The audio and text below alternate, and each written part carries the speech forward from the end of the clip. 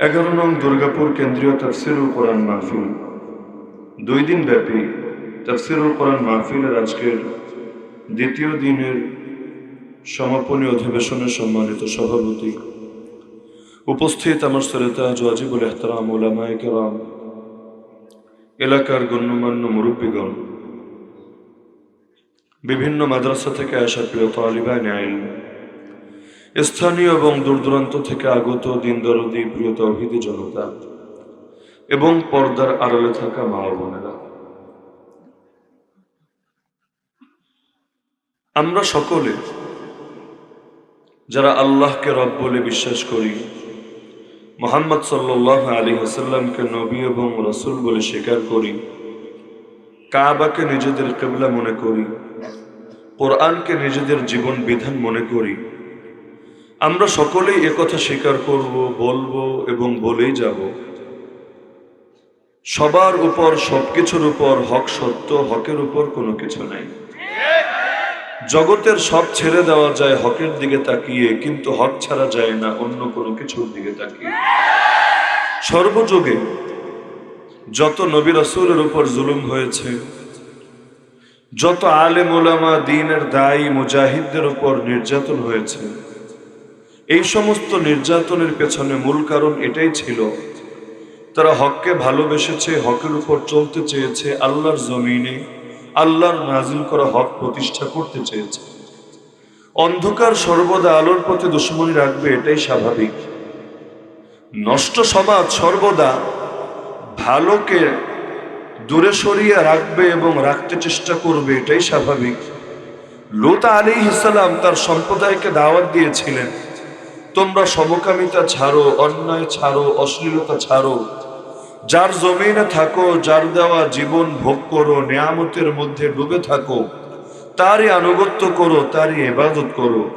সম্প্রদায় খেপে গিয়ে বলেছিল, আখরিজুহুম মিন ক্বরিয়াতিকুম, তোমরা এই নবীকে আর নবীর দলের লোকদেরকে তোমাদের এলাকা থেকেই বের করে দাও। ইন্নাহুম উনাসুন ইয়াতাতাহহারুন, তাদের অপরাধ এটাই যে তারা হলো এমন কিছু লোক যারা পবিত্র থাকতে চায়। তো লূত আলাইহিস সালামকে এলাকা থেকে বের করে দিতে হবে। লূত আলাইহিস সালামের সাহাবী যারা ছিলেন তাদেরকেও জনপদ থেকে বহিষ্কার করতে হবে। অপরাধ কি, কোন অপরাধের কারণে তাদের বিরুদ্ধে এত বড় অ্যাকশনে যেতে হবে? কোরআনে আল্লাহ নিজেই জানিয়েছেন, তাদের জবানিতে ওরা নিজেরাই বলেছে যে অপরাধ এটাই, এরা এই নষ্ট সমাজে থেকে, ভ্রষ্ট সমাজে থেকে, পচে যাওয়া সমাজে থেকে কেন পাক থাকতে চাইবে, পবিত্র থাকতে চাইবে? পবিত্র মানুষদের কোনো স্থান নাই অপবিত্র সমাজে। আমার নবী সাল্লাল্লাহু আলাইহি ওয়াসাল্লাম যদি শুধু আবু জাহালদের এই প্রস্তাবেই সম্মত হয়ে যেতেন, যেটা তারা এনে বলেছিল, ইয়া মুহাম্মদ শোনো, আমরা চাই তোমার সঙ্গে আমাদের কোনো ভেদাভেদ না থাক, আমরা এক অসাম্প্রদায়িক মক্কা গড়ে তুলতে চাই, যেখানে সকল মানুষের মধ্যে ঐক্য থাকবে, কোনো বিভক্তি থাকবে না, মহব্বত থাকবে, কোনো ভুল বোঝাবুঝি বা দুশ্মনী থাকবে না, কেউ কারো ব্যাপারে হিংসা, শত্রুতা, বিদ্বেষ লালন করবে না, সবাই সবাইকে ভালোবাসবে। তো এক্ষেত্রে কিছু কমিটমেন্ট আমাদের মধ্যে গড়ে তুলতে হবে, তোমাদেরকেও কিছু কম্প্রোমাইজ করতে হবে, আমাদের জায়গা থেকে আমরাও কিছু স্যাক্রিফাইস করব, সকলে একটু নিজেদের জায়গায় উদার হব, তাহলে আর ভুল বোঝাবুঝি থাকবে না, তাহলে আর বিভক্তি থাকবে না। তো কি করতে হবে? যে করবা শুধু একটা কাজ, শোনো, 1 বছর তুমি আমাদের মূর্তি আর দেবদেবীর পূজা করবা, আর 1 বছর আমরা তোমার রবের পূজা করব। আল্লাহ রাসূল সাল্লাল্লাহু আলাইহি ওয়াসাল্লাম বললেন, কখনোই সম্ভব না। 1 বছরের দূরের কথা, 1 মুহূর্তের জন্য আমি তোদের দেবদেবীর পূজা করব না, জান গেলেও করব না, দুনিয়ার সবকিছু হারালেও করব না, জমিন যার জমিনে দাঁড়িয়ে ইবাদত করব একমাত্র তার। তারা বলল, ঠিক আছে, তাহলে 1 বছর বাদ দাও, 1 মাস করো, তুমি 1 মাস, আমরা 1 মাস, না এটাও হবে না, তাহলে 1 সপ্তাহ করো, 1 সপ্তাহ চলবে না, তাহলে ঠিক আছে ভাতিজা, এবার শর্ট করে দিলাম, 3 দিন তুমি 3 দিন লাত মানাত উজ্জা হুবল দেবতার পূজা করবা, আমরা 3 দিন তোমার রব্বুল আলামিন আল্লাহর পূজা করব, সমানে সমান। তুমি কিছু দিবা, আমরা কিছু দেব, কিছু পেতে হলে কিছু দিতে তো হয়। নবী বললেন না, 3 দিনের প্রস্তাব মানি না, সর্বশেষ অফার। তাহলে ভাতিজা, একদিন তুমি একদিন পূজা দিবা, আমরা একদিন পূজা দেব, তুমিও খুশি আমরাও খুশি, উভয়ের মাবুদও খুশি, কারণ উভয়ের প্রতি আনুগত্য তো বজায় রাখা হচ্ছে, একজনকে ধরতে গিয়ে আরেকজনকে তো ছাড়া হচ্ছে না। এই প্রেক্ষাপটে আমার আল্লাহ কোরআন মাজিদের আস্ত একটা সূরা নাজিল করে দিলেন, যেই সূরা আমি আশা করি আপনাদের প্রত্যেকের মুখস্থ আছে, পড়েন হয়তো সারা জীবন, কিন্তু বোঝেন না বা বোঝার চেষ্টাও করেন না। সেই সূরার নাম হলো সূরা কাফিরুন। কুল ইয়া আইয়ুহাল কাফিরুন, মুখস্থ আছে না? আছে কি না? কুল, হে নবী বলে দেন, মনের মধ্যে রাখেন না খালি চাইবা। যদিও যুগ জুলুমের যুগ, সবরের যুগ, মাইর খাওয়ার যুগ, যদিও যুগ খেলাফতহীনতার যুগ, যদিও যুগ অন্ধকারের যুগ, যদিও যুগ সেখানে কুফরের রাজত্বের যুগ, যদিও যুগ জাহেলিয়াতের দুর্দণ্ড প্রতাপের যুগ, তারপরও হককে গোপন করা যাবে না। আরে জমিন হক কায়েম থাক আর না থাক, হাত দিয়ে যদি নাই পারো ইসলামের পক্ষে কিছু করতে, তাই বলে মুখ বন্ধ রাখবে, এটার অনুমতি তো নাই। হাত না পারলে নাই, যতক্ষণ মুখ আছে মুখ তো চালাতে হবে। যদি মুখ থাকার পরও মুখ না চালাও, আল্লাহর কাছে ফেসে যেতে হবে। কুল বলে দাও, এই যে বলে দেওয়ার আদেশ, এটা শুধু আমার নবীকে দিয়েছিলেন তা না, সকলের জাতির পিতা যিনি, নাম কি তার? ইব্রাহিম আলাইহিস সালাম, জাতির পিতা। যে ইব্রাহিম আলাইহিস সালামের আদর্শ ছিল এটা। কোরআন মাজিদে সূরা মুমতাহিনার 4 নম্বর আয়াত বাসায় গিয়ে দেখে নেবেন। قد كانت لكم أسوة حسنة في إبراهيم والذين معه। মুসলমান শোনো, তোমাদের জন্য তোমাদের জাতির পিতা ইব্রাহিম আর তার অনুসারী মুমিন মুসলমানদের মধ্যে উত্তম আদর্শ, উত্তম মডেল আছে। কি জানো? ইয ক্বালু লিকাওমিহিম, স্মরণ করো সেই সময়ের কথা যখন দুর্বল ইব্রাহিম, মাজলুম ইব্রাহিম, অবহেলিত ইব্রাহিম, উপেক্ষিত ইব্রাহিম, সমাজের চাপে থাকা ইব্রাহিম, সবরের পরিচয় দেওয়া ইব্রাহিম, আগুনের মধ্যে দিন কাটিয়ে আসা ইব্রাহিম, গোটা সমাজকে বৃদ্ধাঙ্গুলি দেখানো ইব্রাহিম যখন বলল তার জাতিকে, তার বাপ মাকে, তার পরিবারকে, তার দেশের সকল লোককে, এমনকি তার রাজা নমরুদকে, সবাইকে যখন বলল ইন্না বুরাআউ মিনকুম ওয়া মিম্মা তা'বুদুনা মিন দুনিল্লাহ, দুর্বল হতে পারি, শক্তি কম থাকতে পারে, ক্ষমতা না থাকতে পারে, দলবল না থাকতে পারে, সাথী সঙ্গীর স্বল্পতা হতে পারে, কিন্তু শোনো, মুখ খুলে বলে দিচ্ছি, তোমাদের সঙ্গেও কোনো সম্পর্ক নাই। তোমরা আল্লাহকে বাদ দিয়ে যা কিছুর পূজা করো, এগুলোর সঙ্গে আমি ইব্রাহিমের কোনো সম্পর্ক নাই। গোপন রাখার কিছু নেই। আমাদের সাথে দেবদেবীরও কোনো সম্পর্ক নাই, ওরা আল্লাহর সঙ্গে যাদেরকে শরীক বানিয়েছে ওদেরও কোনো সম্পর্ক নাই। আর যারা নিজেদের নাম লিখিয়েছে আল্লাহর দুশমনদের তালিকায়, ওদের সাথেও আমাদের কোনো সম্পর্ক নেই। আল্লাহর বিরুদ্ধে যে যাবে তাকে লাল কার্ড দেখানো হবে। নবী ইব্রাহিমের বাবা চলে গিয়েছিলেন আল্লাহর বিরুদ্ধে, বাবা হয়েছে, তাতে কি হয়েছে? বাবাকে জানিয়ে দিয়েছেন চলে গেলাম তোমাকে ছেড়ে, চলে গেলাম তোমার থেকে অনেক দূরে। তার মানে কি? হক থাকবে বাপের উপর। নবী ইব্রাহিম আলাইহিস সালাম বাপ ছাড়লেন হকের জন্য, নবী নূহ আলাইহিস সালাম সন্তান ছাড়লেন, স্ত্রী ছাড়লেন হকের জন্য, নবী লূত আলাইহিস সালাম স্ত্রী ছাড়লেন, এলাকার লোক ছাড়লেন হকের জন্য, আমার নবী মুহাম্মদুর রাসূলুল্লাহ সাল্লাল্লাহু আলাইহি ওয়াসাল্লাম দেশ ছাড়লেন, কাবা ছাড়লেন, বাইতুল্লাহ ছাড়লেন, আপন চাচাদেরকে ছাড়লেন একমাত্র আল্লাহর জন্য। আল্লাহর জন্য সব ছাড়া নবীগণের সুন্নাত, কিন্তু দুনিয়ার কোনো কিছুর জন্য আল্লাহরে ছাড়া, এটা হলো ইবলিসের সুন্নাত। সুন্নাত মানে আদর্শ, আদর্শ সবাই রেখে যায়। কোন আদর্শ রেখে যায় ইবলিস, কোন আদর্শ রেখে যায় নবীরা। নবীর আদর্শ কি? নবীর আদর্শ আল্লাহর বিধান যতই কঠিন হোক, যদি তার দ্বারা বাহ্যিকভাবে আমার ক্ষতি হয়, তারপরও সামিআনা ওয়া আতানা, শুনলাম সঙ্গে সঙ্গে মানলাম, কোনো প্রশ্ন নাই, কোনো আপত্তি নাই, কোনো দ্বিধা নাই, কোনো সংকোচ নাই। যখনই সংবাদ আসবে কানে, সঙ্গে সঙ্গে সেটার উপর আমল শুরু হয়ে যায়। আল্লাহ বললেন আদম বের হয়ে যাও, বের হয়ে যাও, আর থাকতে পারবা না। সঙ্গে তোমার বউ বের হয়ে যেতে হবে। এই জান্নাতে আর এক মুহূর্ত কাটাতে পারবা না। পৃথিবীতে নেমে যেতে হবে, তাও কেমন ভাবে জানো? বা'দুকুম লিবা'দিন আদু, এক দল আরেক দলের শত্রু হয়ে থাকবা। ভেবো না পৃথিবীতে গিয়েছো মানে এখানে বন্ধুত্ব নিয়ে চলবা সবার সাথে, পারবা না।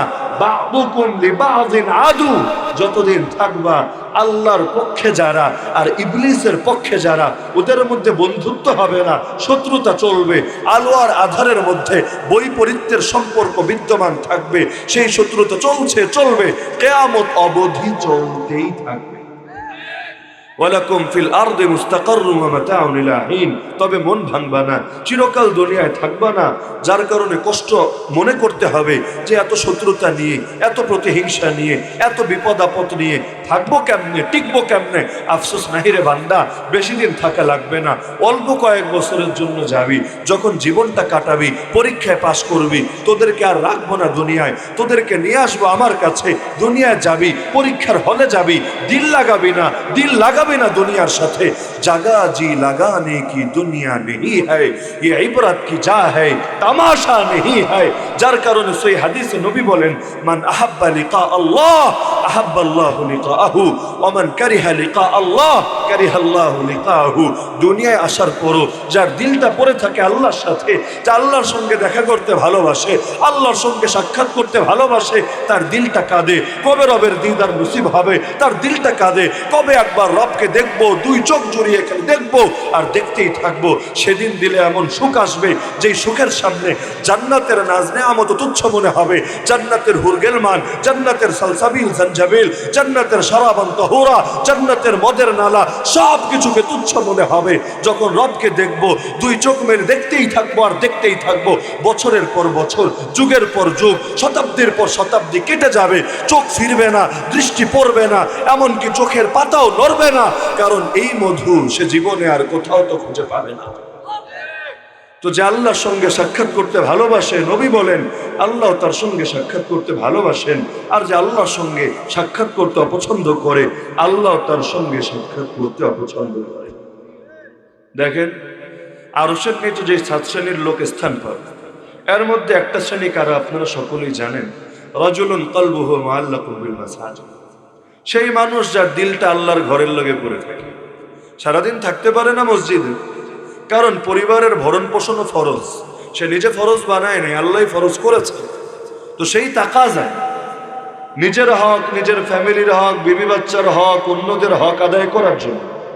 নামাজ শেষ হওয়ার পর তাকে যেতে হয়, রবেরও আদেশ এটা, ফাইদা কুদিয়াতিস সালাহ ফান্তাশিরু ফিল আরদ ওয়াবতাগু মিন ফাদলিল্লাহ ওয়াযকুরুল্লাহা কাসীরা লাআল্লাকুম তুফলিহুন।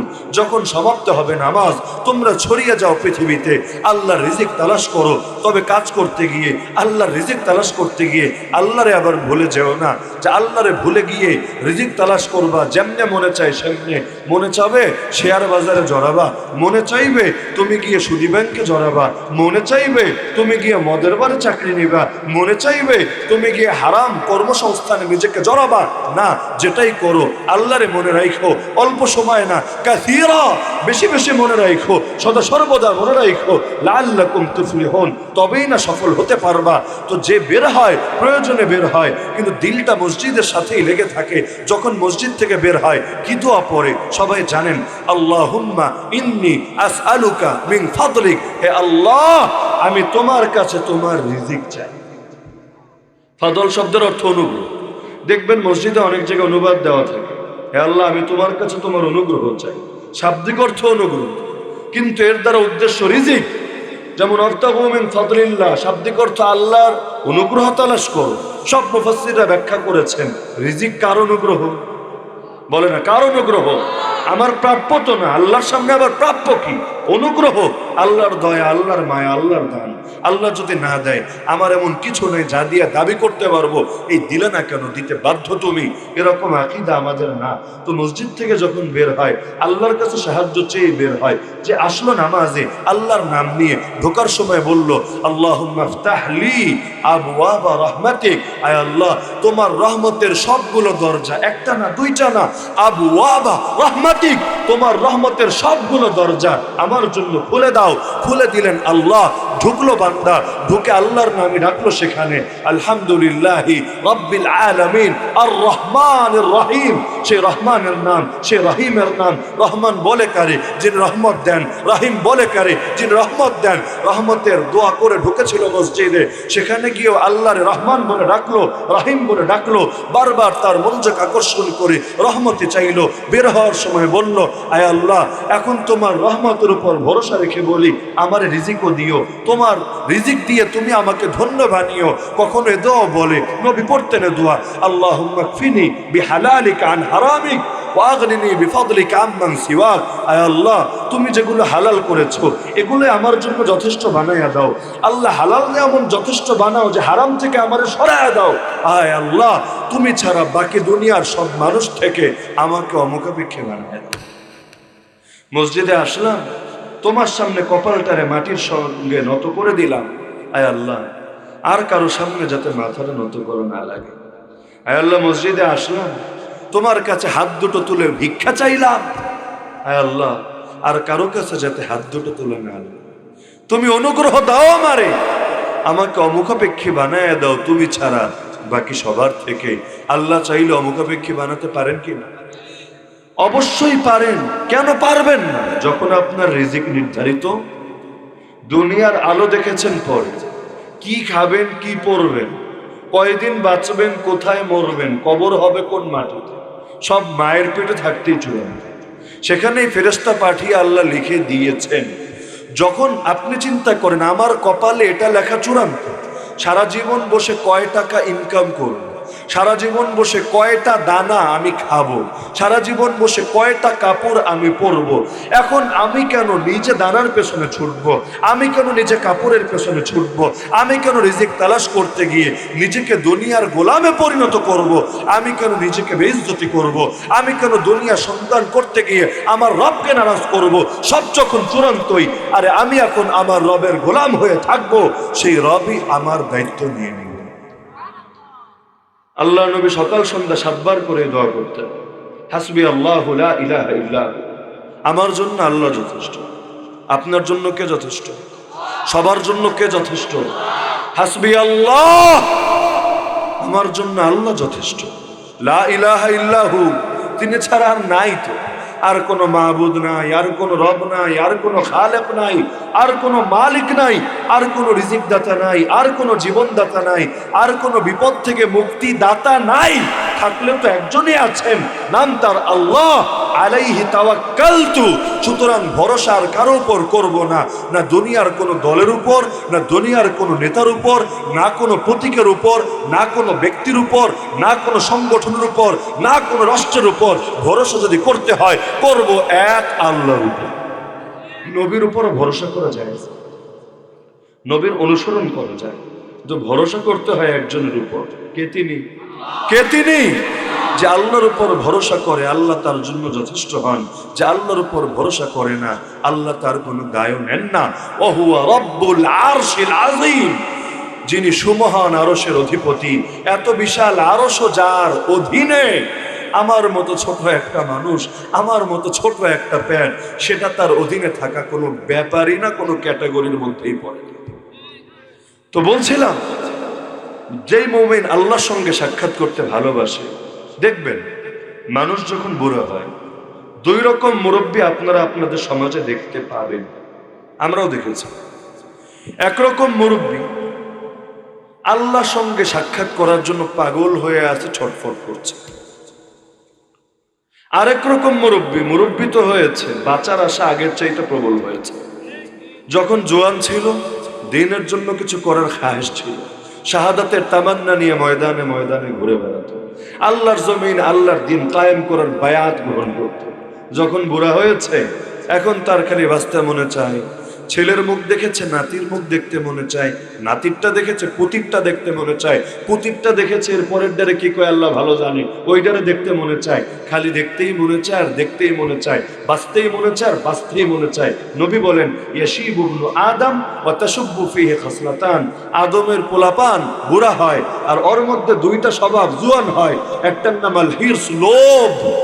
বুড়া হলে লোভ চলে যায়, কয় না চলে যায় নাকি? অতুলুল আমাল, লম্বা জীবনের আশা। বুড়া হলে নিজে তো হয় বুড়া, এই দুইটা স্বভাব হয় জোয়ান। আরেক রকম মানুষ দেখেছে আলহামদুলিল্লাহ, যেমন গত পরশুদিন দেখে আসলাম ঢাকা নারায়ণগঞ্জের সোনারগাঁও পরমেশ্বরদী মাদ্রাসার মোতাবেক শাইখুল আরবি ওয়াল আজম আল্লামা হুসাইন আহমদ আল মাদানী রাহিমাহুল্লাহ ওয়া নাওয়ারাল্লাহু মারকাদা, তার হাতে গোনা কয়েকজন শাগরেদ আজও পর্যন্ত বেঁচে আছেন পুরো দুনিয়া জুড়ে। এর মধ্যে বাংলাদেশে উল্লেখযোগ্য একজন যিনি আছেন তিনি হলেন আল্লামা হাতেম সাহেব দামাত বারাকাতুহুল আলী, যিনি ছিলেন আল্লামা শাহ আহমদ শফি রহমতুল্লাহ আলীর ক্লাসমেট, সহপাঠী। এবং হুজুরের নিজের ভাষ্য হলো, আমি আহমদ শফিকে হেদায়া 57টা মাসালা তাকরার করিয়েছি। পরীক্ষায় কখনো আহমদ শফি এক হতো, কখনো আমি এক হতাম।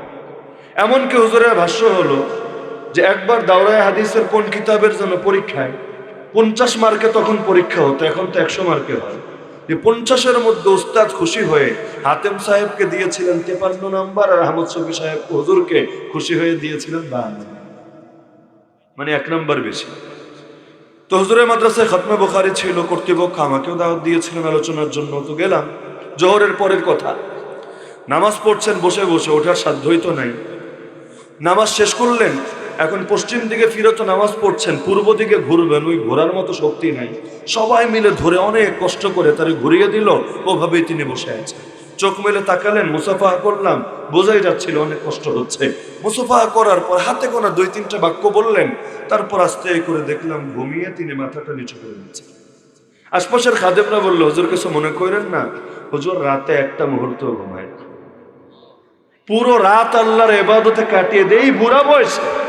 আহমদ শফি সাহেবের ক্লাসমেট, তো বুঝেন বয়স কত, প্রায় 100-এর কাছাকাছি এই বয়স। আর আমি তো জোয়ান বয়সেও পারি না পুরো রাত আল্লাহর সামনে দাঁড়িয়ে কাটাতে। সল্লু বিল লাইলি ওয়ান নাসু নিয়াম তাদখুলুল জান্নাতা বিসালাম, জান্নাতে শান্তিতে শান্তিতে সুখে শান্তিতে নিরাপদভাবে ঢুকবে কারা? যারা রাতের বেলা নামাজ পড়ে এমন সময় যখন দুনিয়ার লোকে ঘুমায়। কারণ ভাই ডিউটি তো সবাই করে, ডিউটি করলে আলাদা মনোযোগ আলাদা নজর তো পড়ে না আপনার উপর, কখন পড়বে? দুনিয়ার মধ্যে মনে করেন কর্মচারী আছে কয়েক লাখ কয়েক কোটি, এর মধ্যে আপনি ওভারটাইম করেন, আপনি আলাদা করে সময় দেন, আপনি তার জন্য একটু অতিরিক্ত কিছু করার চেষ্টা করেন, এমনকি বিভিন্ন জিনিস হাদিয়া এনে সংগ্রহ করেন। আপনি এনে বলেন, হুজুর কুমিল্লা গিয়েছিলাম, রসমালাইটা ভালো লেগেছে, এটা আপনার জন্য হাদিয়া। হুজুর বগুড়া গিয়েছিলাম, দইটা ভালো লেগেছে, আপনার জন্য হাদিয়া। অন্য শ্রমিকরা কখনো হাদিয়া দেয় না, আপনি দেন, বারবার দেন। তখন না ধীরে ধীরে আপনার সঙ্গে মহব্বত তৈরি হবে, আপনার উপর নজর লাগবে। তো ফরজ কাজ তো সবাই করে, ওয়াজিব তো সবাই করে, যেগুলো করে না ওগুলো তো জাহান্নামে যাবে, এটা তো করতে বাধ্য সবাই, অন্তত জাহান্নাম থেকে বাঁচার জন্য। কিন্তু আল্লাহ নৈকট্য পায় কে দিয়ে? ফরজ তো করে সবাই করে, করতে বাধ্য সবাই, এটা দিয়ে কি সব নৈকট্য হয়ে যাবে নাকি? ওয়ালা ইয়াজালু আবদি ইয়াতাকাররাবু ইলাইয়া বিন নওয়াফিল, বান্দা অতিরিক্ত কাজ ওভারটাইম যত বেশি করবে আমার নৈকট্য তত বেশি পাবে। কেমন পাওয়া পাবে জানেন? আল্লাহ বলেন, এক সময় এমন হবে আমি তারে ভালোবেসে ফেলবো। আপনি আল্লাহরে ভালোবাসবেন এতটুকু না, আল্লাহরে তো সবাই ভালোবাসেন, কিন্তু বান্দা ওভারটাইম দিতে দিতে দিতে দিতে আল্লাহ বলেন আমি তাকে ভালোবেসে ফেলবো। আর যখন আমি তাকে ভালোবেসে ফেলবো, কুনতু সামাহুল্লাযী ইয়াসমাউ বিহি ওয়া বাসারাহুল্লাযী ইউবসিরু বিহি ওয়া ইয়াদাহুল্লাতী ইয়াবতিশু বিহা ওয়া রিজলাহুল্লাযী ইয়ামশি বিহি ওয়া লাইন ইসতাআযানি লাউঈদান্না ওয়া লাইন সাআলানি লাউতিয়ান্না। আমি বান্দার কান হয়ে যাব, যে কান দিয়ে সে শোনে, আমি তার চোখ হয়ে যাব, যেই চোখ দিয়ে সে দেখে, আমি তার হাত হয়ে যাব, যেই হাত দিয়ে সে ধরে, আমি তার পা হয়ে যাব, যেই পা দিয়ে সে চলে। সে যদি সাহায্য চায় আমার কাছে, কসম খেয়ে বললাম আমি তাকে সাহায্য করবই করব। সে যদি কোনো কিছু চায় আমার কাছে, কসম খেয়ে বললাম আমি তাকে তা দেবই দেব। সে আমার এমন প্যারা হয়ে যাবে, মান আদা লি ওয়ালিয়ান ফাকাদ আযানতুহু বিল হারব।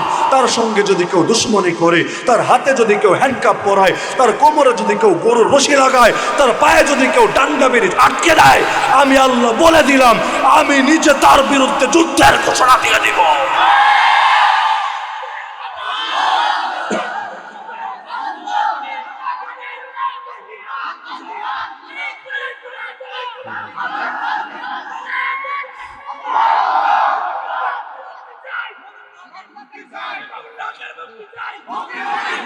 তো এভাবে অতিরিক্ত কাজ করতে করতে বান্দা আল্লাহর প্রিয় হয়ে যায়। তো দেখলাম ঘুমিয়ে আছেন, কিন্তু যতক্ষণ জাগ্রত হচ্ছিলেন, ঘুম ভাঙছে, একটু তাকাচ্ছেন, আবার ঘুমাচ্ছেন, যেই কয় মিনিট তিনি জাগ্রত থাকছেন, প্রতিটা মুহূর্তে তার ঠোঁট নড়ছে আর গাল নড়ছে। মুখের মধ্যে দাঁত তো একটাও নেই, গাল যা নড়ে বোঝা যায়, ঠোঁট নড়ে আর গাল নড়ে। কি করে? খেয়াল করে দেখলাম যে তার ঠোঁট নড়া আর গাল নড়া থেকে সুস্পষ্ট বোঝা যাচ্ছে তিনি আল্লাহ আল্লাহ আল্লাহ আল্লাহ আল্লাহ নামে জিকির করেন। আমাদের শাইখ ও মুর্শিদ আরেফ বিল্লাহ আল্লামা আব্দুল হক মোমেন শাহ হাফিজাহুল্লাহ তিনি শুনিয়েছেন যে আমি দীর্ঘ 24 বছর 2 যুগ হাফেজ হুজুরের সোহবতে ছিলাম। তার মাদ্রাসায় পড়েছি, তার মাদ্রাসায় পড়িয়েছি, তার সঙ্গে পুরো দেশ সফর করেছি। বিশেষভাবে 80 দশক, যেটা হাফেজ হুজুরের জীবনে সবচাইতে আলোচিত সময়, সেই সময়ে হুজুরের সঙ্গে পুরো দেশ আমি সফর করেছি। এই 24 বছরে হাফেজ হুজুরকে একটা বারের জন্য আল্লাহর কোনো গুনাহ করতে তো দেখি নাই। পুরো 24 বছরে একটা মুহূর্ত গাফলতিতে কাটাতে দেখি। গুনাহ তো দূর কি বাত, গাফলতি বুঝেন? আমরা অনেক সময় এমনি ফ্রি বসে থাকি না, কাজ নাই, কিছু নাই, কিছু বলিও না, কিছু করিও না, এমনি টাইম নষ্ট করি। এটা হলো গাফলতি, উদাসীনতা, অলসতা। গাফলতির বিপরীত হলো জিকির। জিকির মানে স্মরণ, যে প্রতিটা মুহূর্তে আল্লাহর কোনো না কোনো ইবাদতে আছে। জিকির বলে কাকে? বলে সুবহানাল্লাহ আলহামদুলিল্লাহ জিকির না, যে নামাজ আদায় করছে এটাও জিকির। দলিল ওয়াকিমিস সালাত লিজিকরি। কেউ জিহাদের ময়দানে আছে, এটাও জিকির। কেউ ইলমের দার্স দিচ্ছে, এটাও জিকির। কেউ তালিমের হালকায় বসে আছে, এটাও জিকির। কেউ দ্বীনের দাওয়াত দিচ্ছে, এটাও জিকির। কেউ আত্মশুদ্ধির মেহনত করছে, এটাও জিকির। কেউ বয়ান দিচ্ছে বা বয়ান শুনছে, এটাও জিকির। এক কথায় আল্লাহ স্মরণে দ্বীনের কাজ চালিয়ে যাওয়া, এটাই বলছে। তো তিনি বলেন যে প্রতিটা মুহূর্তে হুজুরকে দেখতাম জিকির করতেন। বিশেষভাবে সবচাইতে বেশি তিনি যে জিকির করতেন সেটা হলো কালামে পাকের তেলাওয়াত। হুজুরের বক্তব্য যে আমার দিল বলে আমাকে যে সাথে সাথে রাখতেন, উদ্দেশ্য এটাই ছিল, আমি হাফেজ সাহেব ছিলাম, আমাকে রাখতেন সারাদিন খালি আমার কোরআন শরীফ শোনাতে না শোনাতে না শোনাতে। তিনি বলেন একবার সফরে গেলাম, সেই রাজনৈতিক সফর, 80 দশকের কথা। মাগুরা যাবে ফরিদপুর থেকে, রোডঘাট ভালো ছিল না। 80 দশকে আর বাংলাদেশের রোড কেমন ছিল? তখন তার ডিজিটাল বাংলাদেশ হয় নাই, স্মার্ট বাংলাদেশের স্বপ্নও আসে নাই। তো সেই সময়ের রোডঘাট। তো তিনি বলেন যাব ফরিদপুর থেকে মাগুরা, রোডের বেহাল দশা, তার মধ্যে উঠেছেন বেবি ট্যাক্সি। বেবি ট্যাক্সিতে এমনি নাচুন্না বুড়ি, আর রোডঘাট যদি হয় ভাঙা, তার মানে নাচুন্না বুড়ির উপর পড়েছে ঢোলের বাড়ি। এখন তার বলাই লাগে না বেবি ট্যাক্সি কি পরিমাণ না থাকছে। আমারই মেজাজ গরম হয়ে গেল, এত সফর করা যায়, এত কষ্ট করা যায়? তা আমি গাফেল হয়ে আরেকদিকে তাকায় ছিলাম। হুজুর তো তেলাওয়াত করেই যাচ্ছেন করেই যাচ্ছেন। হঠাৎ আমার গালে আঘাত করে বললেন, কি মোল্লা কই হারায় গেল? তো তিনি বলেন জিকির যে করতেন হাফেজ হুজুর, হালতটা এমন ছিল, মুক্ত নর্তন অর্থই আশপাশে যারা যেত, যারা বসতো, প্রত্যেকে দিলের মধ্য থেকে আল্লাহর জিকির অনুভব করতে পারে। জিকির খালি এখানে উচ্চারিত হতে এমন না, এত জিকির করেছে, এত করেছে। আল্লাহর কোরআনে তো জানিয়েছে প্রতিটা বস্তু আল্লাহর তাসবিহ পাঠ করে। ওয়া ইম মিন শাইইন ইল্লা ইউসাব্বিহু বিহামদি ওয়ালাকিন লা তাফকাহুনা তাসবিহাহুম। এমন কোন বস্তু নাই যেটা আল্লাহর প্রশংসা সহ তার তাসবিহ পাঠ করে না। তোমরা বুঝো না, তোমাদের দুর্বলতা, কিন্তু করে, সবাই করে। আমাদের রূহ করে, আমাদের কলব করে, আসমানও করে, জমিনও করে, পাহাড়ও করে, নক্ষত্রও করে, জমিনের সকল মানুষ করে। এমনকি দুনিয়ার মধ্যে মানুষ বাদ দিয়ে আরো যা কিছু আছে, দুনিয়ার সকল বস্তু করে, মানুষের প্রতিটা অঙ্গ প্রত্যঙ্গ করে। যার কারণে কিয়ামতের দিনে অঙ্গ কেন সাক্ষ্য দিবে আপনার বিরুদ্ধে? কারণ সে চেয়েছিল আল্লাহ জিকিরে ডুবে থাকবে, আপনি তাকে গুনাহের কাজে লাগিয়েছেন। দোষ হাতের না, দোষ আপনার নফসের। দোষ চোখের না, দোষ আপনার নফসের। দোষ লজ্জাস্থানের না, দোষ আপনার নফসের। আপনি কেন তাকে হালালে ব্যয় করেন নাই, কেন হারামে ব্যয় করেছেন? নবী একদিন হাদিস শোনালেন, কেউ স্ত্রীর সঙ্গে মেলামেশা করলে আমল নামায় সওয়াব লেখা হয়। সাহাবীর আবু বকর রাসূল বলেন, আমি আমার যৌন চাহিদা পূরণ করব, আবার সওয়াবও পাওয়া যাব, এইটা কেমন হয়ে গেল? নবী বলেন, আচ্ছা তুমি আমারে বলো তো, এই কামটা যদি পরনারীর সঙ্গে করতা তোমার গুনাহ হতো কিনা? বলল, ইয়া রাসূলুল্লাহ, অবশ্যই গুনাহ হতো। রাসূল বললেন, যদি অপাত্রে করলে গুনাহ হয়, তাহলে আল্লাহর ভয়ে রাসূলের অনুসরণে যদি যথাযথ জায়গায় করে কেন সওয়াব হবে? একজন এসে আমারে জিজ্ঞেস করলো, হুজুর মোবাইলে তেলাওয়াত শুনলে সওয়াব হবে কিনা? ইউটিউবে ঢোকে অথবা অন্য কোনো মাধ্যমে কোরআনে কারি সাহেবের কোনো তেলাওয়াত শুনলেন, এটা সওয়াব হবে কিনা? আমি জিজ্ঞেস করলাম, আচ্ছা আমারে বলো তো, মোবাইলে গান শুনলে গুনাহ হবে কিনা? কি বলেন আপনারা, গুনাহ হবে না? সেই গান যার গানই হোক, সেই গান ওই সিয়াসিত্তা পড়া আমাদের খালার গানই হোক, দাঁড়ায় দাঁড়ায় বলে না সিয়াসিত্তা পড়েছে, সিয়াসিত্তা পরে এটা শিখেছে আউল বাউল লালনের গান গাইতে হয়, সিয়াসিত্তা পরে এটা শিখিয়েছে। তাও সিয়াসিত্তা কোনগুলা? আমরা সিয়াসিত্তা চিনতাম হলো বুখারী, মুসলিম, আবু দাউদ, তিরমিজি, নাসাই, ইবনে মাজাহ, এই 6 কিতাবের নাম সিয়াসিত্তা। আর মিশকাত শরীফ জানি কোত্থেকে ঢুইকা হয়ে গেল সিয়াসিত্তা। তারপরে যাই হোক, 2 দিন আগে দেখলাম আলিয়া মাদ্রাসার এক অনুষ্ঠানে, হয়তো আপনারা অনেকে দেখেছেন, সেই মাহের জেইন নামধারী ইসলামী শিল্পী, কিন্তু ঢোল তবলা গান বাজনা বাদ্যযন্ত্র সবই থাকে গানের মধ্যে। তো তার একটা গান বাজছে, আর অনুষ্ঠানের মধ্যে, যে অনুষ্ঠানের সামনে পুরুষ ভরা, পুরুষরা ভিডিও করছে, আর আলিয়া মাদ্রাসার বালিকারা আর কিশোরীরা সেই গানের সঙ্গে তাল মিলিয়ে, বুক লাফিয়ে, শরীর লাফিয়ে, বোরকা হিজাব মেকআপ পরে এই নটিগুলো নাচছে। একটা বারই দৃশ্য আপনি কল্পনা করুন, একটা মাদ্রাসা, মাদ্রাসা মানে কি? এখানে দিন সুরক্ষিত, ইলম সুরক্ষিত, কোরআন সুরক্ষিত। আপনারা মাদ্রাসায় কেন টাকা দেন? আপনারা মাদ্রাসাকে কেন সম্মান করেন? আপনারা মাদ্রাসাকে কেন ভালোবাসেন? সেখানে গান হয় বলে, সেখানে বাদ্যযন্ত্র চলে বলে, সেখানে আল্লাহ এবং তার রাসূলের অবাধ্যতা হয় বলে? আল্লাহর কসম, যারা মসজিদ মাদ্রাসাকে ভালোবাসে একমাত্র হকের কারণেই ভালোবাসে, মূল মহাব্বত হকের সাথে। এবার হক যেখানে পায় সেখানে অত ভালোবাসা তৈরি হয়ে যায়। আমি আলী হাসান ওসামার সাথে আপনার কিসের মহাব্বত? আমাকে কেন ডেকে আনলেন এখানে? জীবনে আমারে ডাকতেন না। কত আলী হাসান ওসামা পড়ে আছে রাস্তাঘাটে, হাটে মাঠে, আমাকে কেন ডেকেছেন? এটা আমার কোনো কৃতিত্ব না, একমাত্র হকের মহব্বত। জগতের সবকিছুর ভালোবাসা তো হকের কারণে। আরে আল্লাহর নবীর যুগে মসজিদ তো নবী নিজের হাতে তৈরি করলেন। যখন মদিনার সফরে গেলেন, কুবায় গিয়ে সর্বপ্রথম মসজিদ বানালেন, মদিনায় পৌঁছলেন, সেখানেও মদিনার মসজিদে নববী নিজের হাতে তৈরি করলেন। কিন্তু আরেকটা মসজিদ এমন, যেই মসজিদ আল্লাহ তার নবীকে আদেশ দিলেন, নবী সেই মসজিদে যাওয়া তোমার জন্য জায়েজ নাই, সেখানে ইবাদত করাও তোমার জন্য জায়েজ নাই, সেটাকে ভাঙতে হবে, সেটাকে গুড়াতে হবে। কেন? যেই নবী নিজে মসজিদ নির্মাণ করেন, সেই নবীকে দিয়ে আল্লাহ কেন আবার মসজিদ ভাঙাবেন? এটাও মসজিদ, ওটাও মসজিদ, পার্থক্য কোথায়? পার্থক্য এখানে, একটা মসজিদ ছিল ঈমানের কেন্দ্র, আরেকটা মসজিদ ছিল নেফাকের কেন্দ্র।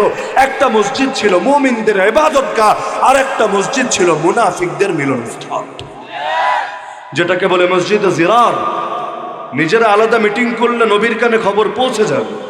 গোপনে মিটিং করার জন্য মসজিদ একটা বানিয়েছে, উদ্দেশ্য এখানে এসে নামাজ পড়বে, সবাই ভাবে নামাজই তো পড়ে, কিন্তু উদ্দেশ্য হবে, আল্লাহ কোরআনে জানিয়েছেন, ওয়াল্লাযীনা ইত্তাখাযু মাসজিদান দিরারা ওয়া কুফরা ওয়া তাফরীকান বাইনাল মুমিনিন ওয়া ইরসাদান লিমান হারাবাল্লাহ ওয়া রাসূলহু মিন ক্বাবল। যারা আল্লাহ এবং তার রাসূলের সঙ্গে যুদ্ধ ঘোষণা করে রেখেছে, সে আল্লাহ দ্রোহী এবং রাসূল দ্রোহীদের ঘাঁটি বানাবে, মুমিনদের মধ্যে দলাদলি আর বিভক্তি সৃষ্টি করবে।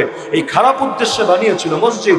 আল্লাহ আদেশ দিয়েছেন, খবরদার, লা তাকুম ফীহি আবাদা, সেই মসজিদে তুমি কোনোদিন যাবা না, সেখানে মোটেও দাঁড়াবা না। তাহলে মসজিদ হলেই মহব্বত হবে না হক থাকা লাগবে? বলেন না। দুনিয়ার মধ্যে অনেকেই অনেক নিয়তে ধর্মকে ব্যবহার করে। ধর্ম ব্যবসায়ী কাদেরকে বলে বোঝেন? একটা শব্দকে যখন বিকৃত অর্থে প্রয়োগ করা হয়, ব্যাপকভাবে প্রচলিত হয়ে যায়, তখন লোকে মূল অর্থটাই ভুলে যায়। যেমন সুন্নি, সুন্নি মানে কে? যারা সুন্নাহ মানে তারাই তো সুন্নি। আহলুস সুন্নাহ ওয়াল জামাআহ এর অপর নামই তো হলো সুন্নি। তাহলে সুন্নি কি কোনো খারাপ শব্দ? বলো না, সুন্নি খারাপ শব্দ? কিন্তু সুন্নিকে সিন্নির সমর্থক বানিয়ে দিয়ে সুন্নি শব্দটার এমন পচান পচিয়েছে, এখন সুন্নি বললে সবার কল্পনায় যায় ওই ভণ্ডদের দিকে, সবার কল্পনা যায় ওই মাজার পূজারীদের দিকে, সবার কল্পনা যায় ইসলামের নাম ধারণকারী হিন্দুদের দিকে। নাম লাগিয়েছে মুসলমান, কাম তো করে হিন্দুদের মতো। হিন্দুরাও ওদের দেবদেবীর সেজদা করে, কি জন্য? জিজ্ঞেস করেন কেন করো? বলবে ভগবানকে পাওয়ার জন্য। মূল উদ্দেশ্য তো ঈশ্বর, মূল উদ্দেশ্য তো ভগবান, তো মূর্তির পূজা কেন করো? আরে না করলে তার পর্যন্ত পৌঁছবো কিভাবে? তার পর্যন্ত পৌঁছার জন্য লিঙ্ক এটা, ভায়া এটা। ওদেরকে বলবা তুমি এই লোকগুলোর সেজদা কেন দাও? বলবে আল্লাহ পর্যন্ত পৌঁছার জন্য। মা না'বুদুহুম ইল্লা লিয়ুকাররিবুনা ইলাল্লাহি যুলফা। কি পার্থক্য? পাথরের তৈরি মূর্তিরে সেজদা করে একজন, আর পাথরের কবরে সেজদা করে আরেকজন। ওটাও পাথর, এটাও পাথর, পাথরে পাথরে কি পার্থক্য?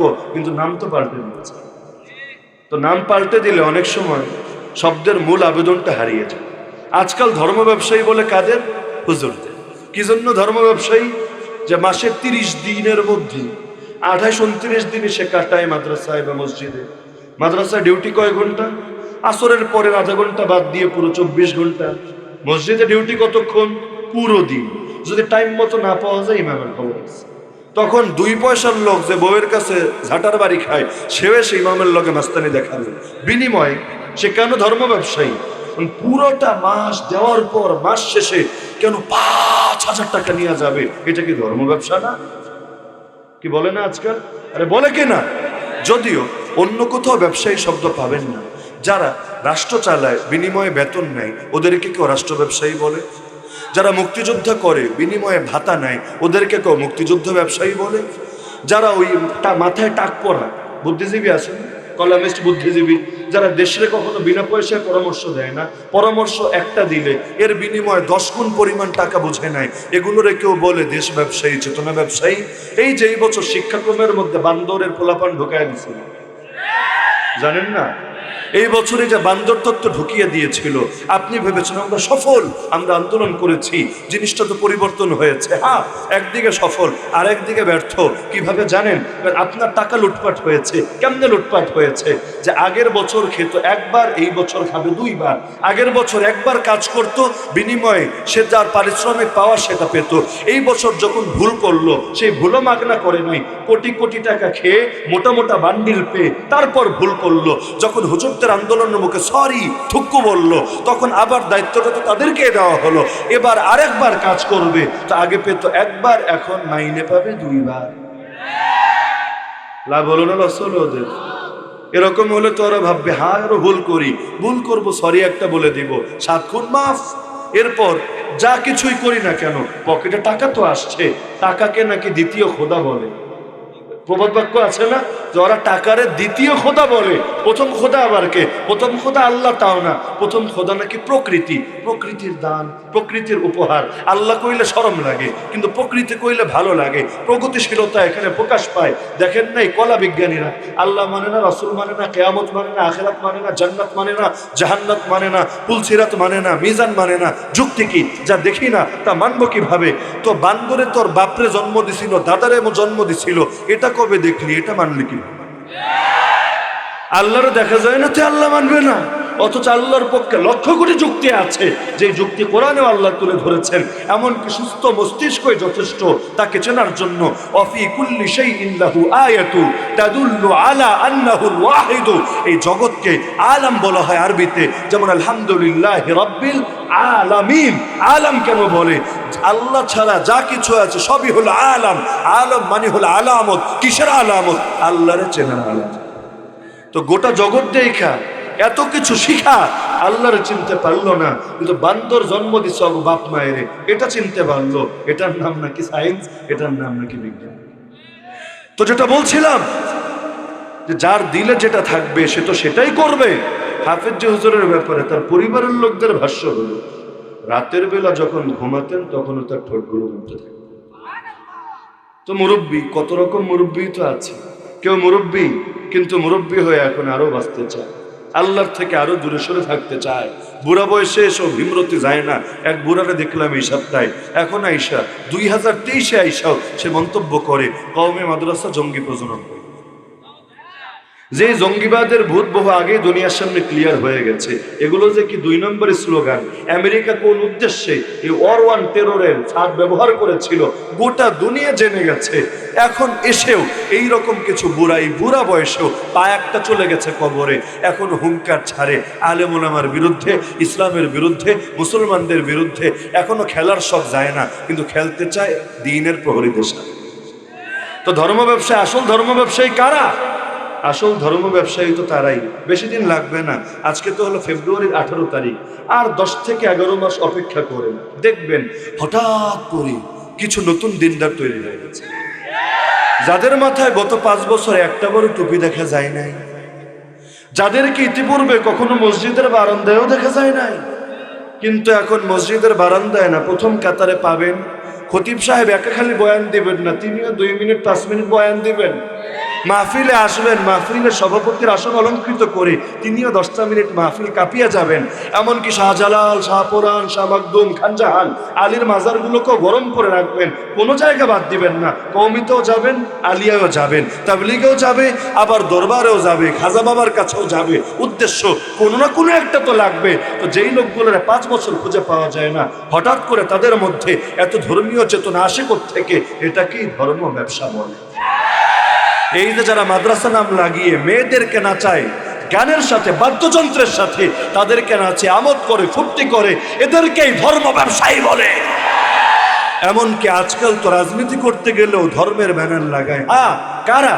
ওই হুজুররা না, এর চাইতে বেশি লাগায় ওরা। নাহলে সেকুলারিজমের পক্ষে কোরআন দিয়ে কেমনে দলিল দেয়? অনেকের বয়ান শুনলে মনে হয় পুরো কোরআনে লাকুম দীনুকুম ওয়ালিয়া দিন বাদে আর কোন আয়াত, কোরআনের একমাত্র আয়াত লাকুম দীনুকুম ওয়ালিয়া দিন, তাও সর্বদা বলতে পারে না কোরআনের আয়াত, কখনো বলে বুখারী শরীফের হাদিস। বুখারী শরীফের হাদিসে আছে লাকুম দীনুকুম ওয়ালিয়া দিন, মানে হইল ধর্ম যার যার, উৎসব সবার। মানে হইল ধর্ম থাকবে ধর্মের জায়গায়, রাষ্ট্র থাকবে রাষ্ট্রের জায়গায়। রাষ্ট্রের মধ্যে ধর্ম কোনো প্রভাব বিস্তার করবে না, আর ধর্মীয় বিষয় রাষ্ট্র কোনো নাক গলাবে না। এটা নাকি হলো লাকুম দীনুকুম ওয়ালিয়া দিনের অর্থ। যে সেকুলারিজম আবিষ্কার করলো পশ্চিমা বিশ্ব, যে সেকুলারিজম আবিষ্কার করলো আল মাগজুব আলাইহিম আদ-দাল্লিন, যাদের থেকে পানাচান আল্লাহর কাছে গজবগ্রস্ত জাতি আর বিপদগামী জাতি, তাদের পক্ষে দলিল দেয় তাওহীদের বাণী থেকে, তাদের পক্ষে দলিল দেয় কোরআনের আয়াত থেকে। আল্লাহর কসম, এটা কোরআনের উপর জুলুম ছাড়া কিছু না। আল্লাহর কসম, এটা ধর্ম ব্যবসা ছাড়া কিছু না। আর যদি সেকুলারিজমই সত্য হয়, তাহলে মদিনা সনদ লাগে কেন? মন খারাপ করছেন? মদিনা সনদ না মক্কা সনদ, তায়েফ সনদ না বদর সনদ, এগুলোর দরকার কি? সেকুলারিজমে যদি ঠিক হয়, রাষ্ট্র থাকবে রাষ্ট্রের জায়গায়, ধর্ম থাকবে ধর্মের জায়গায়, তাহলে সেখানে লাকুম দীনুকুম ওয়ালিয়া দিনও টানা লাগে না, মদিনা সনদও টানা লাগে না। কে তাহাজ্জুদ পড়ে আর কে সারা রাত অন্য কাম করে এটাও বলা লাগে না। কে সকালে ইয়াসিন শরীফ পড়ে আর কে সকালে মন্ত্র পড়ে, এগুলো বর্ণনা করা লাগে না। এগুলো বর্ণনা করা হয় কিসের জন্য? মানুষের ইমোশন জাগানোর জন্য। ইমোশন কেন জাগাতে হবে? রাজনীতির ভিত্তি যখন ধর্ম না, তখন মানুষের ধর্মীয় ইমোশন নিয়ে কেন ফেলতে হবে? ধর্ম ব্যবসায়ী বলে কেন? হুজুররা নাকি ধর্ম ব্যবসা। কেন? মানুষের থেকে টাকা নেয়, টাকা নিয়ে মাদ্রাসা চালায়, মানুষের পকেট কেটে মসজিদ চালায়। আচ্ছা ভালো কথা, তোর কলেজ চলে কার বাপের টাকায়? তোর ভার্সিটি, তোর স্কুল চলে কোন মায়ের টাকায়? বলবে না আমরা তো কারো কাছে চাই না। পার্থক্য তো এখানে, হুজুররা তো চেয়ে নেয়, তোরা তো চিন্তাই করে নিস।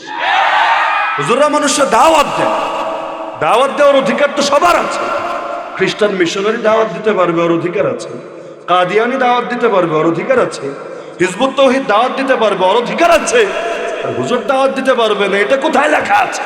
দাওয়াত তো দিবেই, জানেরও দাওয়াত দিবে, মালেরও দাওয়াত দিবে, সময়েরও দাওয়াত দিবে। কারণ জাতিকে ইবাদতের গাইড করার জিম্মাদারি তো তারা নিজেদের কাজে নিয়েছেনই।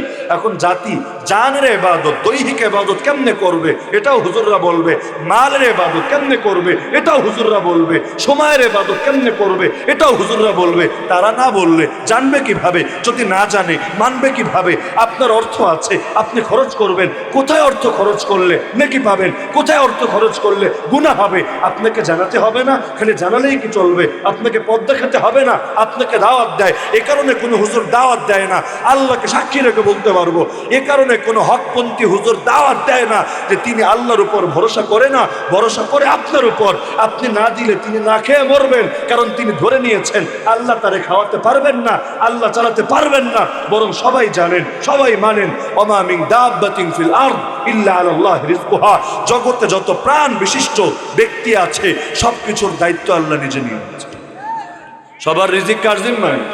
রিজিক মানে খালি খাওয়ান না, রিজিক মানে জীবন উপকরণ। জীবন চলতে যা লাগে, বিল্ডিং লাগবে, কাপড় লাগবে, চোপড় লাগবে, সেবা লাগবে, সুস্থতা লাগবে, যা লাগবে সবকিছুর নাম রিজিক। তো রিজিকের জিম্মাদার কে? বলেন জিম্মাদার কে? তারপরও জাতিকে দাওয়াত দেয়, কিসের জন্য দেয়? জাতির উপকারার্থেই দেয়। আমাদের উস্তাদ আল্লামা আব্দুল হাই পাহাড়পুরে রহমতুল্লাহ আলাইহি, নোয়াখালীর মানুষ তো চেনারই কথা। তিনি বলতেন এই ফিতনার যুগে কওমি মাদ্রাসাগুলো হলো নূহ নবীর নৌকার মতো। এই মাদ্রাসাগুলোতে যারা পা রাখে তারা হাজারো ফিতনা থেকে নিরাপদ থাকে, আর যারা পা রাখে না তারা নিজেকে কেনানের মতো নিরাপদ মনে করলে অনেক সময় নিরাপদ থাকতে পারে না। তো এখন কওমি মাদ্রাসাগুলো নিজেদের মূলনীতি বানিয়েছে, আমরা কারোটা খাবো না, কারোটা গাবো না। সরকার সে যেই আসুক, ব্রিটিশ যখন সরকার ছিল তখন কওমি প্রতিষ্ঠিত হলো, এরপর পাকিস্তানিরা আসলো তখনও কওমি চললো। এখন দেশ আসার পরেও 50 বছরে কত সরকার এলো আর গেল, এখনো কওমি মাদ্রাসা চলছে। কিন্তু আলিয়া মাদ্রাসা, সরকারি মাদ্রাসা যেমন সময়ে সময়ে রূপ পাল্টিয়েছে, কওমি মাদ্রাসাও কি এভাবে রূপ পাল্টিয়েছে? আজও কি সেই আগের নেশাব নাই? আগও কি সেই আগের আদর্শ নাই? এখনো কি সেই জিহাদের আয়াত হাদিস কওমিতে পড়ানো হয় না? নাকি আলিয়া মাদ্রাসার মতো ধরে ধরে জিহাদের আয়াত জিহাদের হাদিস বাদ দেওয়া হয়েছে? এমনকি কোনো হুজুররা যদি বলা হয় তুমি বুখারী পড়াবা, কিন্তু কিতাবুল জিহাদ, কিতাবুল মাগাজি, কিতাবুল সিয়ার তুমি পড়াবা না, যারা গায়রতমন্দ আছে তারা বলবে আমি বুখারী পড়াবো। কারণ কিতাব পড়াবো কিন্তু হক আদায় করবো না, অংশে আংশিক বলবো আর আংশিক গোপন করবো। এটা ছাত্রদের সাথে খেয়ানত ছাড়া কিছু হবে না। কেমনে সক্রিয় থাকতে পারলো, কেমনে ওদের মতো পাল্টানো থেকে বিরত রাখতে পারলো? কারণ এটাই তারা মূলনীতি বানিয়েছে, কারোটা খাবো না, কারোটা গাবো না। আওয়ামী লীগেরটাও খাবো না, বিএনপিরটাও খাবো না, জাতীয় পার্টিরটাও খাবো না, জামাত ইসলামেরটাও খাবো না, চরমনাইরটাও খাবো না, সামরিক শাসকেরটাও খাবো না, একনায়ক কেউ আসলেও খাবো না, যে আসুক, পাকিস্তানি আসলে ওরটাও খাবো না, ব্রিটিশ আসলে ওরটাও খাবো না, দেশীয় কেউ আসলে ওরটাও খাবো না। কারোটা খাবো না, কারোটা খাবো না। ভারতে বসে আছে নরেন্দ্র মোদী, তাই বলে দারুল দেওবন্দ তার আদর্শ বিকিয়ে দিয়েছে। পাকিস্তানে বসে আছে আর এক দালাল, তাই বলে পাকিস্তানের কওমি মাদ্রাসাগুলো আদর্শ ছেড়ে দিয়েছে। আফ্রিকার দেশে বসে আছে আরো আরেক ধরনের শয়তান, তাই বলে আফ্রিকার মাদ্রাসা নিজেদের আদর্শ ছেড়ে দিয়েছে? ছাড়ে নাই, ছাড়বেও না ইনশাআল্লাহ। যেদিন ছাড়বে, আল্লাহ না করুক, যদি কখনো ছাড়ে তখন আর তাদের এই গ্রহণযোগ্যতাও থাকবে না, আল্লাহর রহমতও তারা পাবে না। তো এখন তারা চলবে, মূলনীতি বানিয়েছে, আমরা সরকারকে নিয়ে চলবো না, জনগণকে নিয়ে চলবো। আমরা আমাদের নৌকায় জনগণকে উঠাবো। হ্যাঁ, জনগণ আমাদের দ্বারা উপকৃত হবে, আমরাও তাদের দ্বারা উপকৃত হব। আমরা নিজেদেরকে নিবেদিত রাখবো তাদের খেদমতে, তারা নিজেদেরকে নিবেদিত রাখবে আমাদের খেদমতে। এতে তাদেরও লাভ, আমাদেরও লাভ। কি লাভ? লাভ কি? বাস্তবিক উদাহরণ বোঝেন। আপনি পার্বত্য এলাকার দিকে তাকান, আপনি উত্তরবঙ্গের দিকে তাকান, দেখবেন ফিতনা আর ফিতনা আর ফিতনা। পার্বত্য অঞ্চলে হিলটেক্সে এমন ফিতনা, এটাকে দেশ থেকে আলাদাই করে দিতে চায়। খ্রিস্টানরা ঘাঁটি গাড়তে চায়, কোথাও কাদিয়ানিরা নিজেদের কেন্দ্র বানাতে চায়, কোথাও হিজবুত তাওহীদ নিজেদের আধিপত্য কায়েম করতে চায়। সেই ফিতনা আপনি নোয়াখালীতে খুঁজে পাবেন না। পেলেও এমন যেটা মাথাচাড়া দেওয়ার তেমন সুযোগ পাচ্ছে না। কেন সেখানে পারছে, কেন এখানে পারছে না? আমি যদি প্রশ্ন করি, জবাব আপনিও দিবেন। কারণ এখানে নূহ আলাইহিস সালামের অনেক নৌকা আছে, জাতি এগুলোতে পা রেখে নিজেকে নিরাপদ রাখতে পারছে। ওখানে নৌকার অভাব আছে, তাই ফিতনা ব্যাপকভাবে ছড়িয়ে গেছে। জাতিকে নিয়ে চলে, জাতিকে দিক নির্দেশনা দেয়। তুমি আমার মাদ্রাসায় মালি লাইনে খেদমত করবা, আমি তোমার জানের লাইনে, ইলমের লাইনে, দাওয়াতের লাইনে, আত্মশুদ্ধির লাইনে, জিহাদের লাইনে, হার লাইনে খেদমত করব। তুমি আমার দুনিয়া চালায় নিবা, আমি তোমার আখিরাত চালানোর ব্যবস্থা করব। তো এই বোঝাপড়ায় কোনো ক্ষতি আছে? এটাকে ধর্ম ব্যবসা বলে। কিন্তু যারা নেয় মানুষের থেকে জোর করে, একটা ভিখারি যদি অসুস্থ হয়ে এক পাতা নাপা কিনতে যায়, সেখান থেকেও জোরপূর্বক তার থেকে অর্থ কেটে রাখা হয়। তারা চায় না, হ্যাঁ ঠিক আছে চায় না, তারা স্বতঃস্ফূর্ত মতো দেখে না কার দিলে আগ্রহ আছে, কার দিলে আগ্রহ নাই, কার মনে স্বতঃস্ফূর্ততা আছে, কার মনে স্বতঃস্ফূর্ততা নাই, এগুলোরও কোনো কেয়ার করে না। অথচ নবী বলেন, লা ইয়াহিল্লু মালু ইমরিইন মুসলিমিন ইল্লা বিতিবি নাফসিহি। কারো দিলের খুশি যদি না থাকে, তার মাল কখনো হালাল হয় না। তারপর জোর করে সবার থেকে ভাবে নিয়ে ওরা ওদের প্রতিষ্ঠানগুলো চালায়। কেন চালায়? কারণ ওদেরকে রাষ্ট্র চালাতে চাইলে, রাষ্ট্রের যে অর্গানগুলো আছে সবগুলো অর্গানকে হেফাজতে রাখতে চাইলে প্রচুর পরিমাণ শ্রমিক লাগবে। শ্রমিক পাবে কোথায়? বাইরের দেশ থেকে আনলে ওদের দেশপ্রেমে ঘাটতি থাকবে, আন্তরিকতা একনিষ্ঠতায় কমতি থাকবে। তো দেশের লোক থেকে শ্রমিক তৈরি করতে হবে। কেমনে বানাবে শ্রমিক? এখন কেমনে বানাবে? এজন্য এক ধরনের প্রতিষ্ঠান গড়ে তুললো। সেই প্রতিষ্ঠানগুলোর অর্থ নিজেরা বহন করলো, সেগুলোর পৃষ্ঠপোষকতা করলো, তত্ত্বাবধান করলো। কি পড়ানো হবে, শ্রমিক কোন ক্যাটাগরির, কোন কোয়ালিটির হবে, নিজেরা নির্ধারণ করে দিল। সেগুলোতে যারা পড়লো, আর রাষ্ট্রের শ্রমিক হয়ে গেল, নিজেদেরকে ধন্য মনে করলো, আমি রাষ্ট্রের খেদমত করতে পারছি। আর তাদেরকে খাটো মনে করলো যারা দ্বীনের খেদমত করতে পারছে, আল্লাহ এবং তার রাসূলের খেদমত করতে পারছে। বিনিময়ে উভয়ের মধ্যে একটা ভাগাভাগি হয়ে গেল। যারা যারা সেখানে পড়তে গেল রাষ্ট্রের শ্রমিক হবে বলে, তাদেরকে সুকৌশলে ধর্ম থেকে দূরে সরিয়ে রাখা হলো। অথচ কেউ কোরআন শিখলে সে ডাক্তার হতে পারবে না এমন না, কেউ সহি আকীদা শিখলে সে বিজ্ঞানী হতে পারবে না এমন না, কেউ ইসলামের বেসিক নলেজ হাসিল করলে সে উকিল ম্যাজিস্ট্রেট হতে পারবে না এমন না, বরঞ্চ তার দিলের মধ্যে আল্লাহর ভয় থাকবে, তার মধ্যে নীতি নৈতিকতা থাকবে, সে দুর্নীতি থেকে নিজেকে বিরত রাখবে। তাহলে জেনারেল শিক্ষা কেন সেকুলার শিক্ষা হবে? জেনারেল শিক্ষা থেকে কেন কোরআন সুন্নাহকে ঝেঁটিয়ে বিদায় করা হবে? আর নামকা হস্তে একটা ক্লাস রাখা হবে ইসলাম এবং নৈতিক শিক্ষার ক্লাস, কিন্তু সেই ক্লাসে পড়ে কতটুকু ইসলাম জানা যায় এটা আমার চাইতে আপনারা ভালো জানেন। একটা ছেলে যে কোনো হুজুরের কাছে মস্ক করে না, কখনো তাবলীগ জামাতেও যায় না, কোনো হুজুরের কাছে গিয়ে আলাদাভাবেও মেহনত করে না, এইরকম ছাত্র এসএসসি পাস করলো, এইচএসসি পাস করলো, অনার্স দিল, মাস্টার্স সমাপন করলো, আমাকে বলেন শুধু সেই শিক্ষার ভিত্তিতে সে পুরো কোরআনটা একবার বিশুদ্ধভাবে খতম দিতে পারবে? শুধু সেই শিক্ষার ভিত্তিতে তার বাপ মরলে নিজে বাপের কাফন দাফনের ব্যবস্থা করে জানাজার নামাজ পড়াতে পারবে? সেই শিক্ষার ভিত্তিতে তার আকীদা সহি আছে না বরবাদ হয়ে গেছে যাচাই করতে পারবে? সেই শিক্ষার ভিত্তিতে ৭৩ দলের মধ্যে ৭২ দল যাবে জাহান্নামে, এক দল যাবে জান্নাতে, নিজেকে জাহান্নামী দল থেকে মুক্ত রেখে জান্নাতি দলে শামিল করতে পারবে? তো জেনারেল শিক্ষাই থাকতো, জেনারেল শিক্ষাকে কেন সেকুলার শিক্ষা বানালো? তার মানে ওরা কি বুঝালো? ওরা কি আমাদেরকে এই মূলনীতি দিল, দেখো আমরা কিন্তু ধর্মের এন্টি হব, আমরা ধর্মের সঙ্গে যুদ্ধে নামবো। এখন তোমাদের মধ্যে যদি ধর্মীয় চেতনা ঢুকে যায়, আল্লাহ এবং তার রাসূলের মহব্বত ঢুকে যায়, তোমরা আমাদের নিরঙ্কুশ আনুগত্য করবা না, তোমরা সব ক্ষেত্রে আমাদের কমান্ড মানবা না। লা তাআতা লিমাখলুকিন ফি মাসিয়াতিল খালিক, তোমরা রাসূলের এই হাদিস স্মরণ রাখবা, স্রষ্টার অবাধ্যতায় সৃষ্টির আনুগত্য চলে না। কারণ যখন তাকে বলা হবে তুমি তাওহীদে জনতার বুকে গুলি চালাও, যখন তাকে বলা হবে তুমি কোন আলেমের হাতে হাত করা পড়াও, যখন তাকে বলা হবে তুমি মদের বার পাহারা দাও, যখন তাকে বলা হবে তুমি পতিতালয়ের সেবায় নিয়োজিত হও, যখন তাকে বলা হবে তুমি সুদ আর ঘুষের খাদেম হও, তখন সে বলবে না আমি পারবো না, যেটা আল্লাহ হারাম করেছেন সেটা হারামই থাকবে, যেটা রাসূল নিষেধ করে গেছেন সেটা নিষিদ্ধই থাকবে। জগতের সবাই মিলেও যদি বলো আরে আমার নবী এত মায়ের খেয়েছেন তবু আদর্শের বেলায় আপোষ করেন নাই, আমি কয়েকটা পয়সার কাছে নিজের ঈমানকে বিক্রি করে দিব, এত বড় নেমক হারাম হতে পারবো না, তো লোকে যাতে এভাবে সতর্ক না হতে পারে এ কারণে সেই কাফের মুশরিকরা বহুকাল আগে জেনারেল শিক্ষার নামে সেকুলার শিক্ষা এক দেশের মধ্যে কয়েক ধারার শিক্ষা ব্যবস্থা চালু করে দিয়ে গিয়েছিল। মানুষে একটা বিভক্তির রেখা টেনে দিয়েছিল যে আলেম হবে সে আর দেশের কোনো কাজে লাগবে না এমন সিস্টেম, আর যে দেশের কাজে লাগবে তাকে আর এলেম মোটেও শিক্ষা দেওয়া যাবে না। এই ভাগাভাগি কেন তবে? এখনকার পৃথিবীতেও তেমন দেশ আছে যেখানে একটা লেভেল পর্যন্ত সবাইকে একই শিক্ষা শিখতে হয়। মধ্যপ্রাচ্যে নাই? আরে বলেন না, আছে কিনা? ডাক্তার হোক, ইঞ্জিনিয়ার হোক, মুফতি হোক, মুহাদ্দিস, যেই হবে একটা লেভেল পর্যন্ত একই পড়া সবাইকে পড়া লাগে, কোরআন পড়বে, হাদিস পড়বে, সবাইকে মৌলিক বিজ্ঞান, মৌলিক দর্শন, মৌলিক জিনিসগুলো শিখতে হবে। কারণ আমার জন্য জেনারেল সাবজেক্ট দরকার, তোমার জন্য দ্বীনি সাবজেক্ট দরকার। একমত কিনা? বলেন একমত কিনা? আমার জন্য জেনারেল সাবজেক্ট দরকার নাই? যদি বলেন দরকার নেই, আমি আধুনিক ফিতনা চিনবো কিভাবে? অতীতের মুতাজিলা, খারেজি, রাফিজি, শিয়া, জাবরিয়া, কদরিয়া, মুরজিয়া, লাদরিয়া, জাহমিয়া, এই সমস্ত হাসাউইয়া, কাররামিয়া ফেরকা তো চিনবো, কিন্তু এই যুগের হিজবুত তাওহীদ, এই যুগের কাদিয়ানি, এই যুগের মডারেট, এই যুগের মডার্নিস্ট, এই যুগের কোয়ান্টাম ফাউন্ডেশন, এই যুগের আরো বিভিন্ন রকম বাতিল দল মেহনত, এগুলোকে আমি বুঝবো কিভাবে?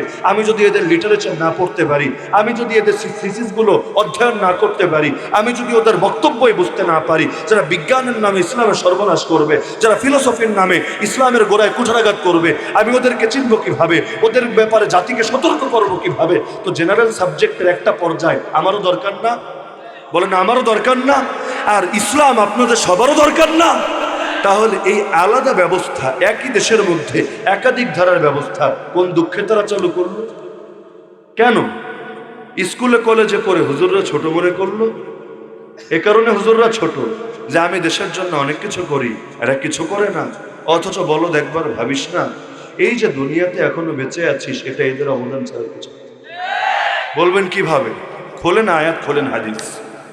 যতদিন জমিন আল্লাহর নাম উচ্চারিত হয়, যতদিন জমিনে কোরআন থাকবে, ততদিন এই জমিন থাকবে, আসমান থাকবে, গোটা পৃথিবী টিকে থাকবে। যখন ইলম থাকবে না, কোরআন থাকবে না, দিন থাকবে না, শরিয়াত থাকবে না, আল্লাহর পবিত্র নাম থাকবে না, তখন এই নাস্তিক বেঈমান আর মুরতাদদের কারণে আসমান জমিন কিছুই টিকে থাকে। আপনি বুঝেন না গর্তের পিঁপড়া থেকে সমুদ্রের মাছ কেন মাদ্রাসার এই ছোট বাচ্চাগুলোর জন্য দোয়া করে? এই পিঁপড়ার কি খেয়ে দেয়ে কাজ নাই? এই মাছের কি আর কোনো ব্যস্ততা নাই? দুইটা প্রাণী তো নবীর উদ্দেশ্য না, উদ্দেশ্য জল এবং স্থলের সকল প্রাণী। উদাহরণ হিসাবে দুটোর নাম বলেছেন, কিন্তু উদ্দেশ্য জল এবং স্থলের প্রতিটা প্রাণী দোয়া করে। যারা কোরআন শেখে, কোরআন শিখায়, মুআল্লিমিন নাসিল খাইর, যারা মানুষকে কল্যাণ শিক্ষা দেয়, তাদের জন্য দোয়া করে, ক্ষমা প্রার্থনা করে। কিসের জন্য করে? কারণ ওরাও জানে ওদের অস্তিত্বের জন্য এই মানুষগুলো টিকে থাকা বলেছিল।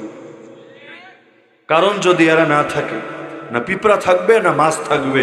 যখন আযাব আসে কষ্ট সবারই হয়। তুরস্ক আর সিরিয়ায় ভূমিকম্প হয়ে গেল, খালি কি মানুষের কষ্ট হয়েছে না প্রাণীদেরও কষ্ট হয়েছে? পাপ করে মানুষ, ওরা তো আর পাপ করে না। আল্লাহ জানিয়েছেন কুল্লুম কাদ আলিমা সালাতাহু ওয়া তাসবিহা, ওদের ইলমও আছে, ওদের আমলও আছে। ওরা তাওহীদে বিশ্বাসী, একটাও মুশরিক না, একটাও কাফির মুরতাদ না। তো ওদের কারণে তো আযাব আসে না, আমার আপনার মতো লোকদের কারণে আযাব আসে। মা আসাবাকুম মিন মুসিবা ফাবিমা কাসাবাত আইদিকুম। কোরআন জানাচ্ছে যত বিপদ আসে হাতের কামাই, প্রতিটা ব্যক্তির কামাই না ঠিক, তো জাতিগতভাবে হাতের কামাই। এখন যে কামাই করেছে সে পাপের শাস্তি পাচ্ছে, বিনিময়ে আল্লাহ পাপ ক্ষমা করে দিচ্ছেন। যে পাপ করে নাই আল্লাহ তার মর্যাদা বৃদ্ধির জন্য এটাকে একটা উপলক্ষ বানিয়ে দিচ্ছেন। কিন্তু জাতিগতভাবে কিছুই না করলে এমনি আযাব চলে আসে, এমন তো হয় না। যেমন আল্লাহ নবী জানিয়েছেন, মানুষ যখন জালেমকে দেখার পরও জালেমের দুই হাত ধরে ফেলবে না, জালেমকে তার জুলুমে বাধা দিবে না, তখন শীঘ্রই আল্লাহ তাআলা তাদেরকে ব্যাপক আযাবে আক্রান্ত করবেন, যা থেকে কেউ বাঁচতে পারবে না। তখন তারা কেঁদে কেটে দোয়া করবে, কিন্তু সেই দোয়ার কবুল হবে।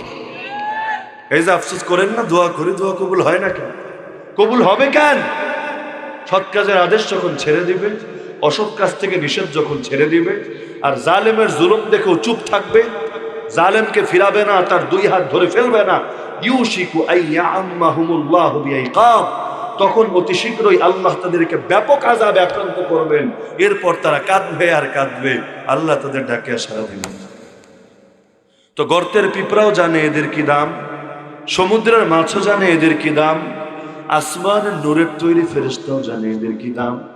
জানে না শুধু আমাদের মতো কিছু মানুষ। তো বলছিলাম, দেখেন সে আব্বা আদম আলাইহিস সালামকে আল্লাহ বলেন বের হয়ে যাও। তিনি চাইলে বলতে পারতেন, ফেরেশতারা যেমন কৌতূহল জানিয়েছিল আল্লাহ আমরা থাকতে আলাদা জাতি বানাচ্ছেন, ইবাদত তো আমরাই করি, তাসবিহ তো আমরাই পাঠ করি, এমন জাতি বানাচ্ছেন যারা রক্তপাত ঘটাবে, এমন জাতি বানাচ্ছেন যারা পৃথিবীতে গিয়ে ফিতনা ফাসাদ ছড়াবে। চাইলে কৌতূহল প্রকাশ করতে পারতেন, আল্লাহ আমারে তো বাতেন পৃথিবীর খলিফা বানাবেন, পৃথিবীতে আমাকে পাঠাবেন, কয়েকদিন জান্নাতে রাখারই কি দরকার ছিল? এরপরে ট্র্যাজেডি ঘটানোরই কি দরকার ছিল? চাইলে বলতে পারতেন, কিছু তো বললেনই না। না ইবলিসের মতো আপত্তি, না ফেরেশতাদের মতো কৌতূহল, উল্টো বলে বসলেন রব্বানা যালামনা আনফুসানা ওয়া ইল্লাম তাগফির লানা ওয়া তারহামনা লানাকুনান্না মিনাল খাসিরিন। রব, জুলুম করে ফেলেছি, খালি আমি একা না, আমিও আর আমার স্ত্রী হাওয়াও, আমরা নিজেদের উপর জুলুম করে ফেলেছি। যদি ক্ষমা না করেন, দয়া না করেন, বড় ক্ষতিগ্রস্ত হয়ে যাব। আল্লাহ ক্ষমা করে দেন, আয় আল্লাহ মাফ করে দেন। অথচ আল্লাহ ইবলিসরে বলেছিলেন কি? এটা তো বলেন নাই বের হয়ে যা, বলছেন সহজ একটা কথা, সেজদা দে। তাহলে ওরে আলাদা করে বলছেন তাও না, সবাইকে উদ্দেশ্য করে বলছেন। জিবরিল আপত্তি করলো না, ইসরাফিল মিকাইলের এগোতে লাগলো না, আসমানের নূরের তৈরি কোনো ফেরেশতা প্রশ্ন ছুড়ল না। সে একা দাঁড়ায় বলল আমি পারবো না। কেন পারবি না? সবাই পারলো, তুই পারবি না কেন? বলে আনা খায়রুম মিন, আমি হলাম উত্তম, আদম হলো অধম। বলেন না নাউজুবিল্লাহ। আমি হলাম উত্তম, আদম হলো অধম। অথচ আদম হলেন নবী, আর ইবলিস এর আগ পর্যন্ত সর্বোচ্চ একজন ওলি, নবী না। দুনিয়ার সব ওলির এক পাল্লায় রাখলো, নবীর পায়ের ধুলার সমান পাবে, তাও তো হবে না। অথচ বলছে আমি উত্তম, নবী হলো অধম। কেন উত্তম আর কেন সে অধম? একটা বাহ্যিক কারণ, একটা অভ্যন্তরীণ কারণ। বাহ্যিক কারণ, আপনি আমাকে বানিয়েছেন আগুন দিয়ে, ওকে বানিয়েছেন মাটি দিয়ে। মাটি থাকে নিচে, আগুন থাকে উপরে। আগুন ঊর্ধ্বমুখী, মাটি হলো সমান্তরাল সমতল। সুতরাং উপরের জিনিস উপরেই থাকবে, নিচের জিনিস নিচেই থাকবে। ও আমার সামনে কপাল নত করলে এটা যুক্তিতে ধরবে, আমি কোন দুঃখের সামনে নিজেকে নত করব? আর অভ্যন্তরীণ কারণ, আমি এতকাল ইবাদত করলাম, 1000 বছর ইবাদত করতে করতে আপনার এত নৈকট্য অর্জন করলাম, আমার জাতি ভাইদেরকে আযাব দিয়ে ফেরেশতারা দুনিয়ার বাইরে ভাগিয়ে দিল, তাদের থেকে পৃথিবীর খেলাফত ছিনিয়ে নিল, আর আমাকে তুলতে তুলতে আসমানে এনে ফেরেশতার মধ্যে ঠাই দিল। এত বড় ওলি আমি, আর এই বেটা তো মাত্র জন্ম নিছে, ইবাদত কি করেছে, কিসের ভিত্তিতে তার শ্রেষ্ঠত্ব? কিন্তু পাগলে বোঝে নাই ইবাদতের তুলনায় ইলমের শ্রেষ্ঠত্ব বেশি। ফাকিহুন ওয়াহিদুন আশাদ্দু আলা শাইতানি মিন আলফি আবিদ। 1000 পীরের চাই, 1000 ওলি বুজুর্গের চাই, একজন ইলমওয়ালা, ফিকওয়ালা, ফতোয়াওয়ালা শয়তানের উপর বেশি ভারী। কেন? কেন এটা বুঝবেন সহজে। আপনি আমাকে বলেন তো, এই দেশে কওমি মাদ্রাসা, হকপন্থী কওমি মাদ্রাসা, ওই নাম ব্যবহার করা দুই একটা এখন বের হয়েছে অন্যান্য সার্কেল থেকেও, এগুলো না, হকপন্থী ধারা স্বীকৃত কওমি মাদ্রাসা যেগুলো ইখলাসওয়ালা মুরব্বীরা প্রতিষ্ঠা করেছেন এবং দীর্ঘকাল ধরে উম্মার খেদমত আঞ্জাম দিয়ে যাচ্ছে, এগুলোর দ্বারা কি সমাজে ফিতনা ছড়ায় না সমাজের ফায়দা হয়? বলেন না, ফিতনা ছড়ায় না ফায়দা হয়? এই দেশে এত বেদাত কেমনে ছড়ালো, এত শিরিক কেমনে ছড়ালো? ছড়িয়েছে বহুত ভাবে, কিন্তু সবচাইতে বেশি যেইভাবে ছড়িয়েছে সেটা হলো বিভিন্ন পীর আর দরবার থেকে। বলবেন কেমনে? পীর আর দরবার থেকে কেমনে? পীরের নাম মোরশেদ, পীরের নাম মুসলেহ, সে মানুষের সংশোধন করে, মানুষকে সরল পথ দেখায়। তো পীর না মানুষকে বেদাত থেকে সুন্নতে আনবে, শিরিক থেকে তাওহীদে আনবে। আত্মশুদ্ধি হয় কেমনে? মুরিদের দিল থেকে সবার আগে না শিরিক বের করবে, জাহেলিয়াত বের করবে, কুফর বের করবে, বেদাত বের করবে, তার দিলে তাওহীদ ঢুকাবে, সুন্নাহ ঢুকাবে, ঈমান ঢুকাবে, গায়রুল্লাহর ইয়াকিন বের করবে, আল্লাহর ইয়াকিন ঢুকাবে। তার মুরিদরা এমন মুরিদ হবে যে আল্লাহর জমিনে আল্লাহর দিন কায়েম করবে। যেমন সৈয়দ আহমদ শহীদ বেরেলভী রহমতুল্লাহি আলাইহি, তিনি কাদেরকে নিয়ে বালাকোটে গিয়েছিলেন, কারা তার সৈনিক ছিল, প্রত্যেকে তার মুরিদ ছিল। বায়াত নিতেন, বায়াত নিতেন কিসের উপর? খালি আসো নামাজ পড়ি, রোজা রাখি, হজ করে জাকাত দেওয়ার উপর।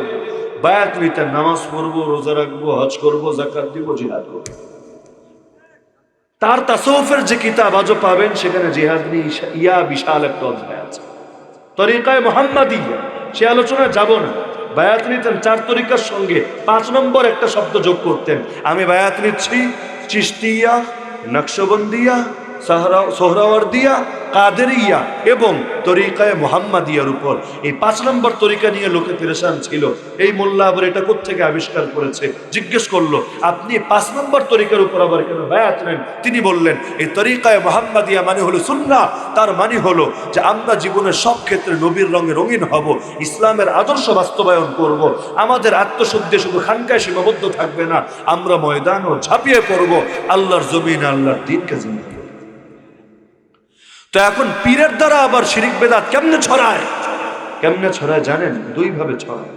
1 নম্বরে ছড়ায় ইলমের অভাবে। দিলে তো আছে নবীর মহব্বত, কিন্তু নবীর মহব্বত কেমনে প্রকাশ করতে হয়? ইলম। ইলম না থাকার কারণে যেটা ভালো মনে হয় সেটাই করে। যেমন একজনে দেখলো যে খ্রিস্টানরা বড়দিন পালন করে। বড়দিন এটা বলে বাংলায়, ইংলিশে বলে ক্রিসমাস ডে। আরবিতে কি বলে জানেননি কেউ? আরবিতে কি বলে? বড়দিনের আরবি কি? আজকে বাসায় গিয়ে সার্চ করুন, উইকিপিডিয়ায় দেখেন বড়দিনের আরবি কি। বড়দিনের আরবি হলো ঈদে মিলাদ। শব্দ পরিচিত লাগে না অপরিচিত লাগে? বলেন না। ঈদে মিলাদ বহু আগ থেকেই এই শব্দের অর্থ হলো, আপনি ডিকশনারি খুলেন, ঈদে মিলাদ দেখেন, ঈদে মিলাদ পাশে লেখা ক্রিসমাস ডে। বলবেন না 12 রবিউল আউয়াল না ঈদে মিলাদ? কেমনে আসলো? এমনি এসেছে। এখন এক পীরের মনে আসলো, এক দরবেশের মনে আসলো, যার হাতে ক্ষমতাও ছিল। সে দেখলো খ্রিস্টানরা ওদের নবীর স্মরণে একটা দিন পালন, ওদের আকীদা অনুসারে এই দিন নবী ঈসা দুনিয়ায় জন্ম নিয়েছেন, যদিও আজও পর্যন্ত কোনো ইতিহাসবিদ অকাট্য মত দিতে পারেন নাই বাস্তবে কোন দিন ঈসা নবী জন্ম নিয়েছেন, 25 ডিসেম্বর না অন্য কোনো তারিখে। এটার পক্ষে অকাট্য মত নাই, ঐতিহাসিকরা আজও একমত হতে পারে নাই। তারপরে একটা ধরে নিয়ে ওরা এই দিন ওদের নবীর স্মরণে বড়দিন পালন করে, মানে বাকি দিন ছোট দিন, এই দিন বড় দিন। বাকিগুলো কেন ছোট দিন, এটা কেন বড় দিন? কারণ যার বদৌলতে খ্রিস্ট ধর্ম পেলাম, যার বদৌলতে ইনজিল পেলাম, যার বদৌলতে কিতাবুল মুকাদ্দাস পেলাম, যার বদৌলতে আল্লাহ পেলাম, তার দিন সে যেদিন এসেছে এই দিন যদি বড় না হয় তাহলে বড় হবে কোন দিন? সুতরাং এই দিন হলো সব দিনের বড় দিন। এখন এই লোকে ভাবলো ওরা যদি ওদের নবী ঈসারে ভালো পায়, আমরা কি আমগো নবীরে ভালো পাই না? নিঃসন্দেহে ভালোবাসি। ঈসা নবীর দাম বেশি না আমার নবীর দাম বেশি? সব নবীর দাম বেশি না আমার নবীর দাম বেশি? তো ওরা যদি ওদের নবীর স্মরণে এই কাম করতে পারে, আমাদেরও তো বিকল্প লাগবে। আমরাও আমাদের নবীর স্মরণে কিছু একটা তো করতে হবে। অনেকে আছে খালি বিকল্প খোঁজে, সবকিছুর বিকল্প তার লাগবেই লাগবে। ওরা গান গায়, আমরাও গান গাবো। এখন আমরা গাইলে লোকে শুনবে নাকি? না, আমরাও বাজনা দিয়ে গাইবো। এই যে মাহের জাইন, সামি ইউসুফ, আরো কি কি, এই যেগুলোর সুরে সুরে এখন আলিয়া মাদ্রাসার বেডিগুলো নাচতে শুরু করেছে। তো এরা কেন শুরু করেছে এইরকম গান? ওরাও গান গায়, এরাও গান গায়। অগরও দাড়ি নাই, এগো দাড়ি নাই, অগো লেবাস পোশাক পশ্চিমা, এদেরও লেবাস পোশাক পশ্চিমা। এরা ইসলামিক সিঙ্গার আর ওরা অন ইসলামিক সিঙ্গার। কেন? পার্থক্য কোথায়? যে একই ঢোল তবলা, একই বাদ্যযন্ত্র, কিন্তু একজন গানের মধ্যে বলে রাম রাম আর একজন বলে আল্লাহ, কিন্তু দুইটাই গান।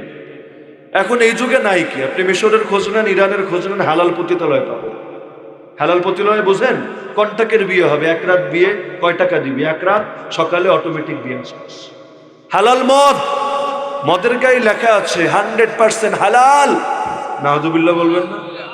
সবকিছুর বিকল্প দেখেন না বাংলাদেশ, ইসলামী বীমা, ইসলামী শেয়ার, কি নাই নাকি নাম? সবকিছুর আগে একটা ইসলামী লাগাই দিলেই ইসলামী হয়ে যায়।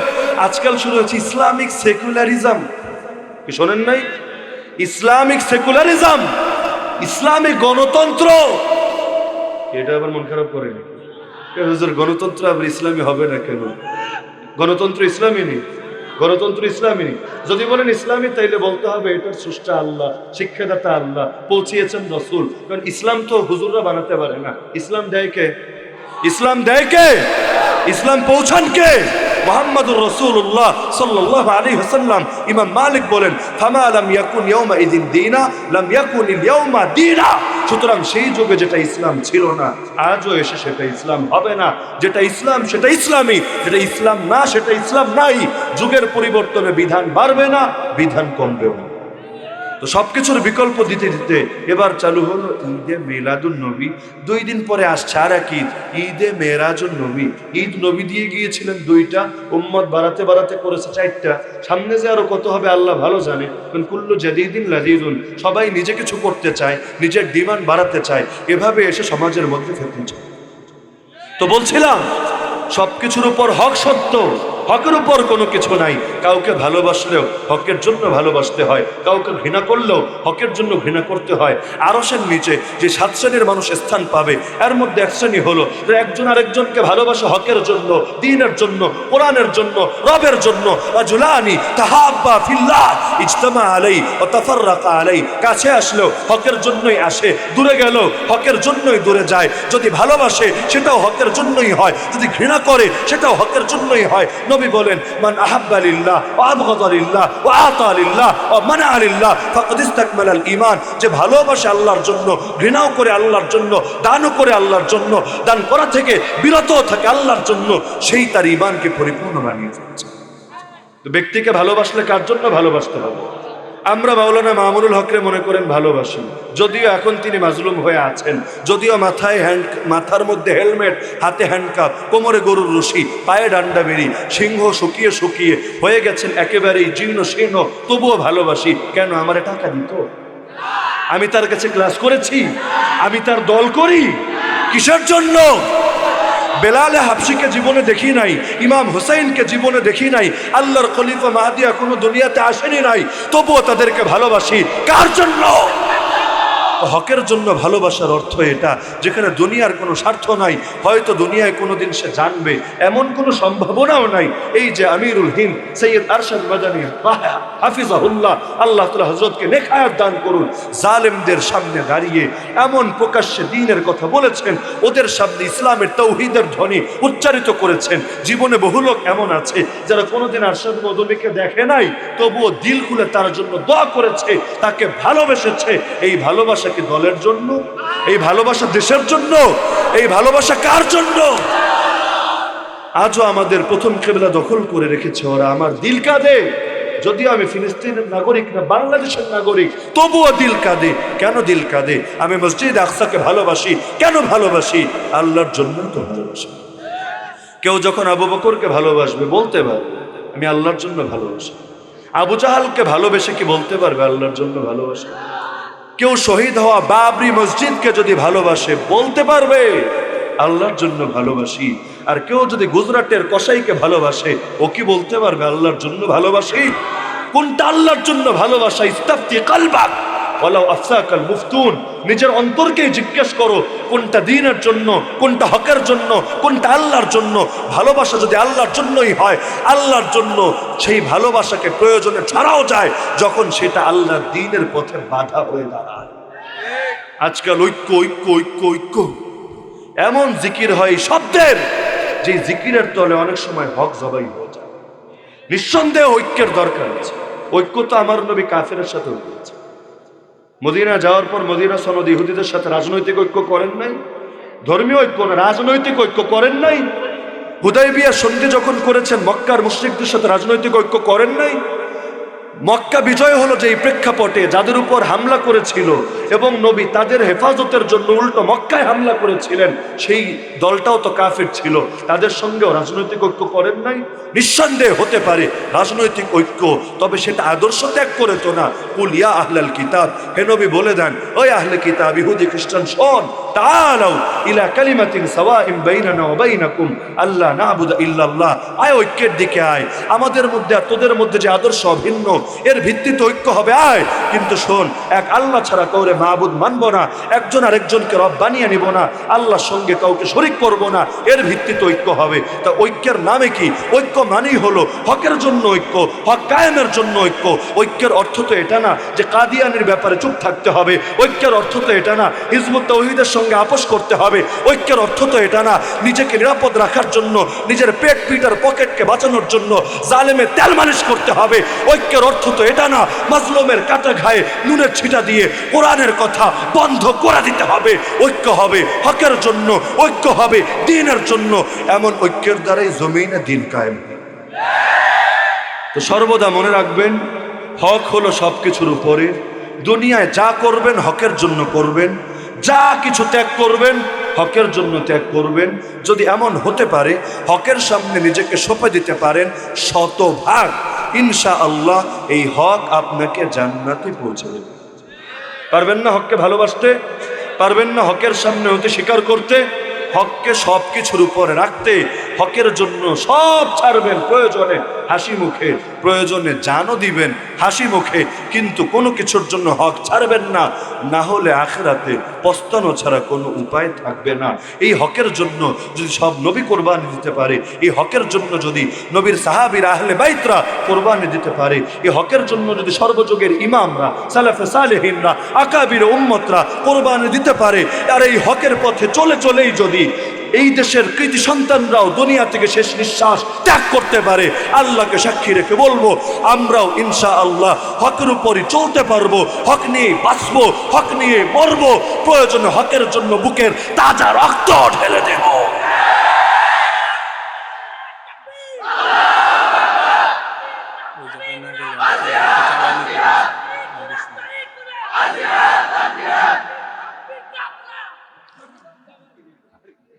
তো কর্তৃপক্ষ আলোচনার সময় দিয়েছিলেন 9টা 30 পর্যন্ত, এখন বাজে হলো 9টা 31। সাধারণত আমাকে যে টাইম দেওয়া হয় কথা সেই আঙ্গিকেই বলি, মিনিট অতিক্রম করে এটা আমার পছন্দনীয় না। তো এ কারণে আমার আলোচনার এখানে ইতি টানছি। অন্যান্য ওলামায়ে কেরাম আছেন, একে একে আসবেন, আলোচনা করবেন, আমরা আখিরি মোনাজাত করে বাড়িতে যাবো ইনশাআল্লাহ। ওয়া আখিরু দাওয়ানা আলহামদুলিল্লাহি রাব্বিল আলামিন।